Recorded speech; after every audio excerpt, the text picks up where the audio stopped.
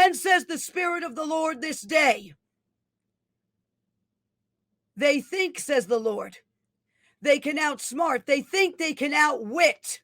They think they can outdo the King of Kings and the Lord of Lords, who sits on the highest throne, who has the highest courts, who weighs the matters of men, says the Lord, and those judgments go into the earth. And says the Lord of hosts, the scales, says the Lord, that sit in my courts, that weigh the matters of men on this earth, the matters and the words and the deeds of men, and the blood of men, and the words of men, and the greed and the lusts of the flesh of men have been put on my scales, says the Lord. They have been weighed, says the Lord. And I laugh at the wicked, says the Lord. I hold them in derision, says the Lord. Why do the nations rage and the people plot a vain thing? I, the Lord thy God, shall hold them in derision, says the Lord.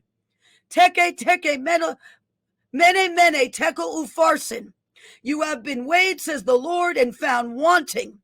You have been weighed and found wanting, and now your kingdom, says the Lord, shall be divided. Your kingdoms that you have built upon sand, upon lies, upon deception, upon blasphemy, says the Lord. Those kingdoms that you have built upon such, in this hour the orders have been given, says the Lord. I have written it on a scroll, says the Lord.